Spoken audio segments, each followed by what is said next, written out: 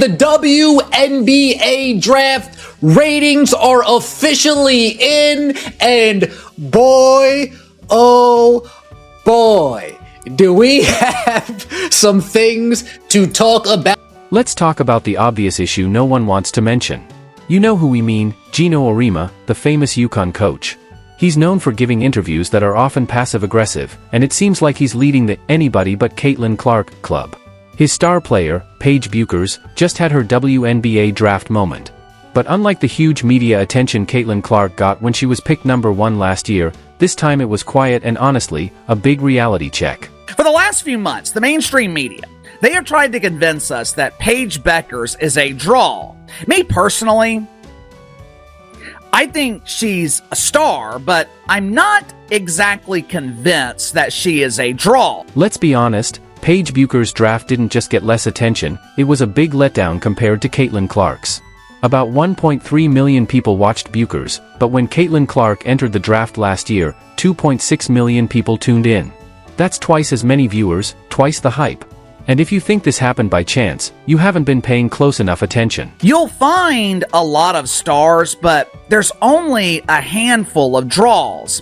There's only a handful of people over the past 40 or 50 years who had the impact, the drawing power to elevate the product into the mainstream. The media has been trying really hard to make Bueckers the next big star in women's basketball.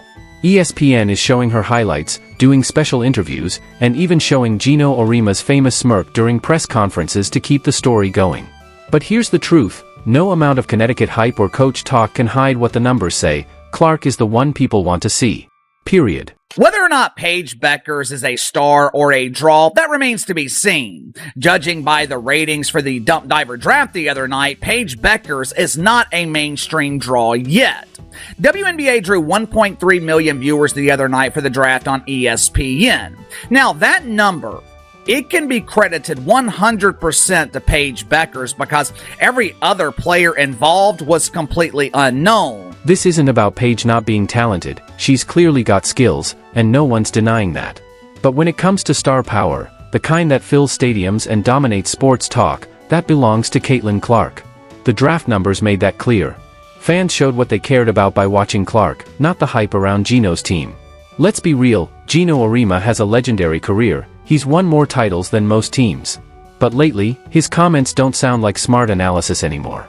They sound more like jealousy. Although 1.3 million is a great number for the WNBA, it is significantly below what Caitlin Clark drew last year. Matter of fact, it's 50% lower than what Caitlin Clark drew last year. You know the kind of person who comes to Thanksgiving and makes little digs like, "That's nice, but back in my day." That's exactly what Geno's been doing to Caitlin Clark for the past 2 seasons. You're a great college player, like Caitlin was. The delusional fan base that follows her disrespected the WNBA players by saying she's going to go in that league and tear it apart. There were actually odds on she's 3rd or 4th in betting odds on being MVP of the WNBA. These people are so disrespectful and so unknowledgeable and so stupid that it gives women's basketball a bad name. Okay, so the kid was set up for failure right from the beginning. He's been brushing off her stats, acting like her impact isn't that big, and always throwing in reminders that her fans are overhyping her. But now, his top player just got outshined by someone who, spoiler alert, didn't need to play for UConn to become a national star. The UConn hype machine is still running, but it's starting to break down.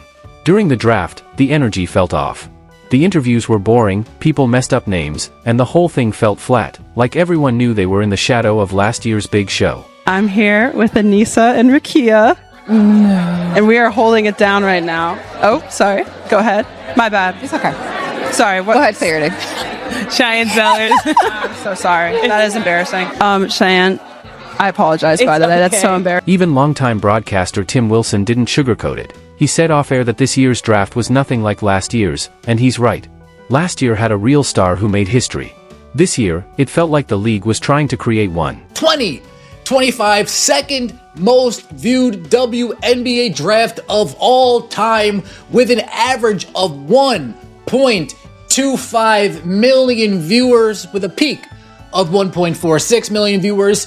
up 119% versus 2023.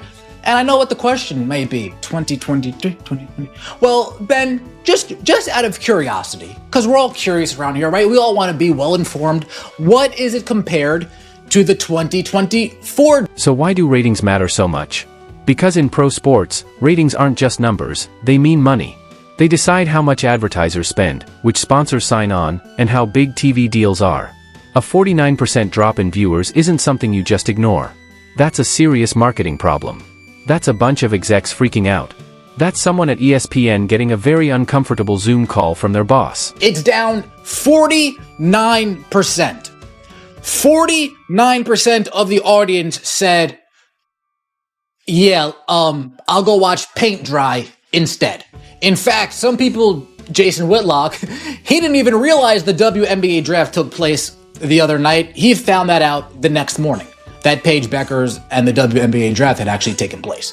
Last year, 2.45 million, peaked with 3.09 million, up 307% from the previous high back in 2004. This is where things get really awkward.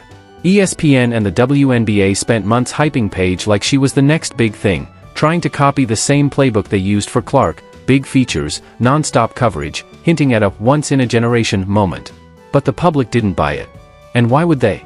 When the real deal, Clark, is still out there making headlines every night, why settle for a copy? 601,000 from 2004. So 2024 was up 307% from 2004. 1.06 million women viewers was the 2024 draft. Now here we go, folks. This is when we get into the nooks, into the crannies, and into the fun. And let's not forget social media. Twitter went wild when those numbers came out. One viral post said, "No Caitlyn, no ratings." Another one pointed out, they tried to replace the sun with a flashlight. Harsh, but true. The public isn't confused, they've made their choice. Caitlin Clark isn't just a part of women's basketball, she is women's basketball right now. Why was last year's draft such a big deal? Well, Caitlin Clark was getting drafted. Reason number one, Caitlin Clark getting drafted.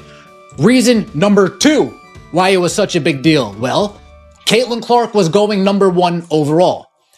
And the third reason why, calling a spade here, these three women, Angel Reese, Caitlin Clark, Cameron Brink. Perfect storm. A perfect storm, a perfect bill of goods. And that's exactly what's driving people like Geno Auriemma crazy. It must hurt to spend years building the most famous brand in women's college basketball, only to watch a player from Iowa steal the spotlight. Caitlin Clark did what no one outside of UConn has done in years. She made women's basketball must-watch TV. She turned regular season games into big news, packed college gyms like NBA arenas, and she did all of that without Geno's help. In fact, she did it even with the constant criticism from people like him. Didn't you tell us that in 2004 it was 601,000? My point exactly. They still haven't rebounded from the days of 2004. They still haven't managed to maintain that same audience from 2004. Until Caitlin Clark showed up. Until Caitlin Clark arrived on the scene, and then they're going to boast about a measly 1.25 million. You guys want to know what's funny about 1.25 million? 1.25 million is closer to the 601,000 in 2004 than it is to the 2.45 million in 2025. We're already closer to 2004 numbers than we were to 2025 numbers.